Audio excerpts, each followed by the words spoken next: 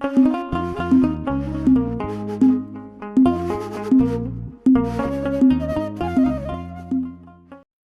ዶንት ኖ ጥሩ ነው ብቻ ይሄዱበት። የሜንታሊቲ ጉዳይ ነው። ልክ ነው። እና በጣም ሪዳክሽኒስት የሆነ እንደው ለሰው ሴንስ የሚሰጠውን ነገር ብቻ መቀበል፣ አንደኛ በኮመን ሴንስ ደረጃ ብቻ እምነትን ማውረድ።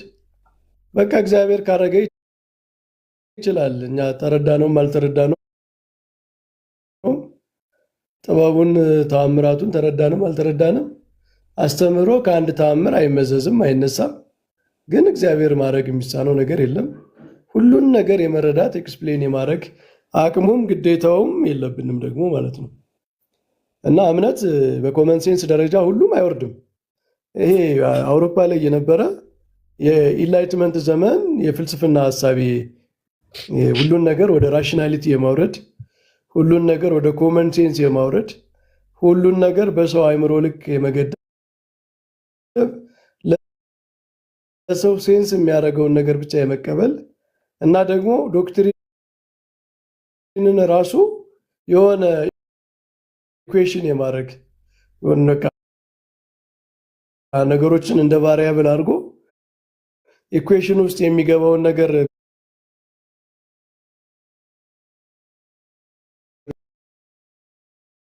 አሁን በቅዱስ ቁርባንም እንትኑ እኮ ነው ቀሲስ። ይሄ ሌላው ቫሪያብል እዛ እነሱ ከሰሩት ኢኩዌሽን ውስጥ አይገባም። አይ እዚያማ ከጨመር ነው በማርያምም ትድናላችሁ፣ በሚካኤልም ትድናላችሁ፣ በአርሴማም ትድናላችሁ። እርስዎ እንግዲህ ከዚህ ፊዚክስ እና ማትማቲክስ ተምረዋል። እንዴት ነው ገፍተዋል ትንሽ? አይ ያው እስከ 12ኛማ ተምሬያለሁ እንጂ በሳይንስ ትምህርት ቫሪያብልስ የሚባለው የሆነ ኢኩዌሽን ይሰራል። ቫሪያብሎች አሉ፣ ኢንዲፔንደንት ዲፔንደንት ቫሪያብል ምናምን የሚባል አለ።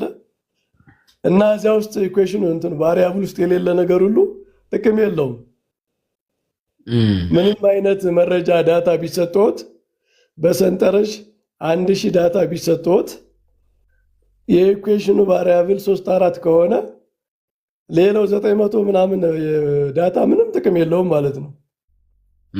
አሁን እነሱ የሰሩት ዶክትሪን ላይ በቃ የተወሰነ ነገር ላይ ብቻ ስለሆነ የሚያተኩሩት ሌሎቹ ነገሮች እዚያ ኢኩዌሽን ውስጥ አይገቡም፣ መግቢያም የላቸውም ማለት ነው። እና ይሄ ነው ችግሩ። አሁን በጣም የምናየው ችግር እኛ ደግሞ ምንድነው የምንለው? አይ እኛ ለእምነት ራሽናሊስት የሆነ ኢኩዌሽን አንሰራም። በቃ መጽሐፍ ቅዱስ ካለው መቀበል ነው። መጽሐፍ ቅዱስ እምነት ለዘላለም ሕይወት ሲል አዎ የዘላለም ሕይወት እምነት ያስፈልጋል። ጥምቀት ለዘላለም ሕይወት ሲል አዎ፣ ቅዱስ ቁርባን ለዘላለም ሕይወት ሲል አዎ፣ መልካም ስራ አዎ እንላለን። ለማስማማት የምንችለውን ያህል እንሞክራለን፣ ለምንረዳውን ያህል። ከአቅማችን በላይ የሆነውን ነገር ደግሞ ዝም ብለን እንቀበላለን። ከዚህ እኔ ከሰራሁት ኢኩዌሽን ውስጥ ካልገባ አያስፈልግም አንልም። እና ይሄ ሪዳክሽኒዝም በጣም ሪዳክሽኒዝም ማለት ሪዳክሽኒዝም ምን መሰላችሁ? ጠለቅ ብሎ ሲታይ ሪዳክሽኒዝም ማለት ፍጥረታዊ አእምሮ ማለት ነው። ይሄ የሰው አእምሮ በኮመን ሴንስ ብቻ በራሽናሊቲ ብቻ የሚያስበው አእምሮ ማለት ነው። እና ወደዚያ የማውረድ ዶክትሪንን አስተምሮን ወደዚያ ዝቅ የማድረግ ነገር አለና መጽሐፍ ቅዱስን በዚያ ነው የሚያዩት፣ በዚያ ነው የሚረዱት። ለዛ ነው የተወሰነ ቦታ ላይ ሴንስ የሚሰጣቸው ቦታ ላይ ብቻ የሚያተኩሩት ማለት ነው። ለአእምሯቸው አፒል የሚያደርግ ነገር ላይ ብቻ የተወሰኑ ጥቅሶች ላይ ብቻ ያተኩራሉ። ሌላው ግን በዛ ሪዳክሽኒስት በሆነ እሳቤ ውስጥ ስለማይገባ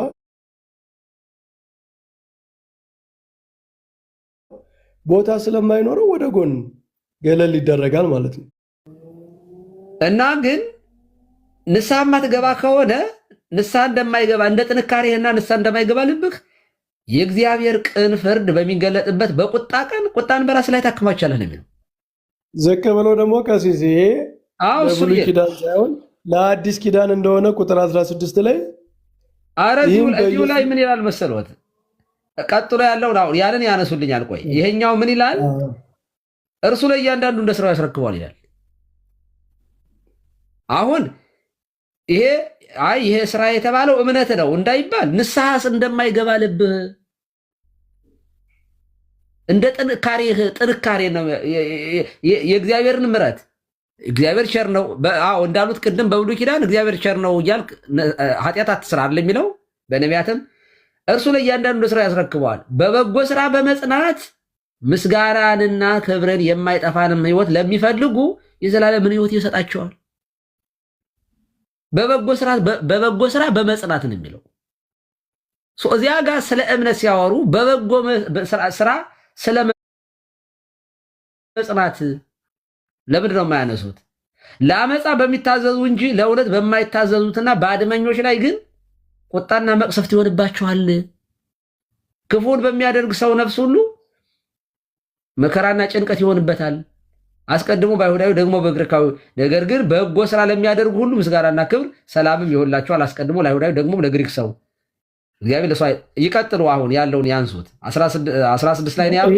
ይህንን ሃይፖቴቲካሊ ዝም ብሎ በብሉይ ኪዳን ስለነበረ አካል ከክርስቶስ ማዳን በፊት ስላለ ሰው የተነገረ ነው እንዳይሉ እንኳ ይሄ ይሆንባቸዋል ይመጣባቸዋል የሚለው ቁጥር 16 ላይ ይህም እግዚአብሔር በኢየሱስ ክርስቶስ እኔ በወንጌል እንዳስተማርኩ በሰው ዘንድ የተሰወረውን በሚፈርድበት ቀን ይሆናል ይላል። አዎ አይ ስለዚህ ከላይም እኮ ስለ ፍጻሜ ነው የሚያወራው። በሚገለጥበት ጊዜ እኮ እያለ ነው የሚያወራው። ከላይም ራሱ ከላይም በራሱ የሚናገረው እሱ ነው። እንግዲህ የማይጠፋን ህይወት ለሚፈልጉ የዘላለም ህይወት ይሰጣቸዋል ተብሎ በብሉይ ኪዳን ላለ ሰው የሚጠቀስ አይደለም። ይሄ እንደው እንትን ራሱ ቀሲስ ሁሌ የሚጠቅሱት የሮሜ 8:34 ላይ አዎ እቺ ጥቅስ አሁን በቃ እንግዲህ እንደ በስማም ናት የጴንጤ በስማም እንደ ኪዳን እንደ ምስማቅ ጧትና ማታ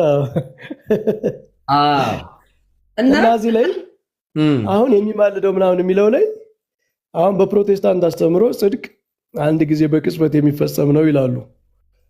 ግን ደግሞ የሚማልድ አለ ከስ ሲመጣ ሉትራኖቹ የተወሰነ ለየት ያለ አስተምሮ አላቸው። ከነሱ ለየት ያለ አንዱ የሚወዛገቡበት ይሄ ነው። በሌሎቹ እነሱ የተሻለ እንትን አላቸው። ግን ጽድቅ አንድ ጊዜ ነው ይላሉ። በቃ የሆነ ሞመንት ላይ የሚፈጸም ነው ይላሉ። ግን ሮሜ 8:34 ከፍ ብሎ ስናየው የሚያጸድቅ እግዚአብሔር ነው የሚኮንንስ ማን ነው ይላል። እንግዲህ የመረጣቸውን ማን ይከሳቸዋል? እግዚአብሔር የመረጣቸውን ማን ይከሳቸዋል? የሚያጸድቅ እግዚአብሔር ነው የሚኮንን ማን ነው? የሞተው ይልቁንም ከሙታን ተነሳው በእግዚአብሔር ቀኝ የተቀመጠው በእግዚአብሔር ቀኝ ያለው ደግሞ ስለኛ የሚማልደው ኢየሱስ ክርስቶስ ነው ይላል። ያው የፊተኛው ትርጉም ማለት ነው። ይሄ 2000 ላይ ስለኛ የሚፈርደው ይላል። እኛ ይተዋቀስ ወይንቲያነ ስለሚል ግይዙ ማለት ነው። አሁን የሚገርመው ቀሲስ የሚያጸድቅ ማን ነው የሚለው በፊውቸር ቴንስ የተገለጠ እንጂ የተቀመጠ ነው። የስ ወደፊት ዳት ማረፍ ነው እኮ እምነት እኮ ፕሮቴስታንት እኮ ረፍት የለውም እኮ እንትና የቅዳሴ ስርዓት የለ፣ የአምልኮ ስርዓት የለ። አሁን በመጽሐፍ ቅዱስ ስግደት፣ ጾም አለ አይደለ? መጽሐፍ ቅዱስ መቼ ነው የሚጾሙት? መቼ ነው የሚሰግዱት? ማለት ጫጫታ፣ ውካታ፣ ግርግር ነው እንጂ የሊተርጂ እንትን የላቸውም፣ ህይወት የላቸውም። ኢቨን እንኳ የቤተክርስቲያን ባህሪ የራሱ አናይባቸው። ማለት ምንም ነገር ነው ማናየው። አንዲት ቤተክርስቲያንን አናያትም። ቅድስቲቷን ቤተክርስቲያንን፣ ዓለም አቀፊቷን ቤተክርስቲያንን የኛን ገርል፣ የኛን ደካማ ነገር፣ የኛን የነቀሲዲ በኩሉን የሆነ ቅንጭብጫቢ ትምህርት እያነሱ ያንን በመተቸት ላይ የተመሰረተ በዚህ ላይ ነው የቆመ ፕሮቴስታንት እንጂ የፕሮቴስታንት እምነት ራሱ በእምነት ብቻ ነው መዳን የሚለውን ራሱ አያሟላም። ኦኬ እምነት ብቻ መዳን ቢሉ እንኳ በምላት መጽሐፍ ቅዱስን በማመን አይደለም። እንዲ አሁን እንደዚህ አሁን እኛ እኮ ኦርቶዶክሳውያን እምነት ያድናል አያድንም ተብለን የምትጠይቅ መቼም አይ እምነትማ አያድንም አንልም እኮ። ምክንያቱም የእኛ እምነት ሙሉ ነው። የእኛ እምነት መጽሐፍ ቅዱስ የሚለውን ነው እንዳለ በምላት ነው የምናምነው። በክርስቶስ ስናምን ትምህርቱን ጭምር ነው የምናምን፣ ትምህርቱን ነው የምናምነው። ሰው መሆኑን ተጠመቁ ብሎ ጥምቀት እንደሚያድን፣ ስጋዬን ብሉ ሲለን ስጋው መብላት የዘላለም ሕይወት እንደሚያሰጥ፣ ንስሐ ግቡ ሲለን ንስሐ በመግባት እንዲህ ያሉትን በምላት ስለምንረዳ እምነት ያድናል። አዎ እምነት መሰረት ነው፣ ያድናል። አያድንም እምነት አያድንም አንልም። ግን እምነት ባዶ ነገር አይደለም። ሲጀመር እምነት ባዶ አይደለም። እምነት በውስጡ የያዘው ነገር አለ። መታዘዝ የሚባል ነገር አለ። ወደ እምነት ሰው እኮ የሚመጣ እኮ በመታዘዝ ነው። አመፀኛ እኮ አይመጣም። እምቢ ሪጀክት ያደረገ ወደ ክርስቶስ እኮ አይመጣም። ለእምነት ለሰማው ቃል እኮ ሲታዘዝ ነው ራሱ እምነት የሚባለው ነገር የሚመጣው። እሺ ብሎ ሲመጣ እኮ ነው። እሺ የሚል በሌለበት እምነት የሚባል ነገር የለም። ስለ ክርስቶስ አንድ ሰው ሲሰበክ ኢአማኒ ሲሰበክ እሺ ብሎ መድኃኒቱን ለመቀበል መድኃኒቱን ለመውሰድ መታዘዝ መኖር አለበት። ያ መታዘዝ ደግሞ በእምነት የመጣ በጎ ስራ በጎ መልካምነትን ነው የሚያሳየው። ሪስፖንስ ማድረጉን ነው የሚያሳየው። አንድ ምሳሌ ቀሲስ አሁን ያሉት ላይ አንድ ንጉሥ ለምሳሌ አንድ ነፍሰ ገዳይ ይቅር ሊለው ቢፈልግ ይቅርታ ሰጥቶ ከእስር ቤት ሊያስወጣው ቢፈልግ ቀጥሎ ነፍስ እንደማይገድል ቃል ካልገባለት ሊያስወጣው ይችላሉ።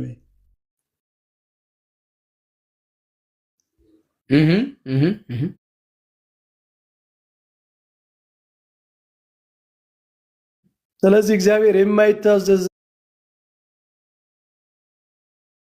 ሰው ያጸድቃል ወይ? ሲጀመር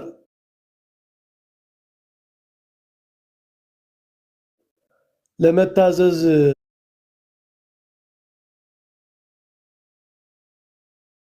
ራሱን ዝቅ ያላደረገ ወንጌል ላይ ያለው እኮ ነው። ሁለት ልጆች መሄዱን ምንድነው መቀበሉን የሚያሳየው። እምነት ራሱ ውስጡ ላይ መታዘዝ ያለበት ነው። አፋዊ አይደለም፣ ውሳጣዊ መታዘዝ ያለበት ነው። አይሁዳውያን እምቢ አሉ፣ አልተቀበሉ። ያኛው ግን እሺ ብሎ ሄደ። መሄዱ ማድረጉ ስራው ምን ሆኖ ተቆጠረ? ሲብራራ ሃይማኖት በእግዚአብሔር ማመን ነው። እምነት ግን ትውክልት ነው። ትውክልት ተብሎ ነው ብዙን ጊዜ የሚተረጎመው። ትውክልት መታመን ነው። ማመን በእግዚአብሔር ነው። እግዚአብሔርን እናምነዋለን። ግን ማመን ብቻ ሳይሆን መታመን ደግሞ ላመን ነው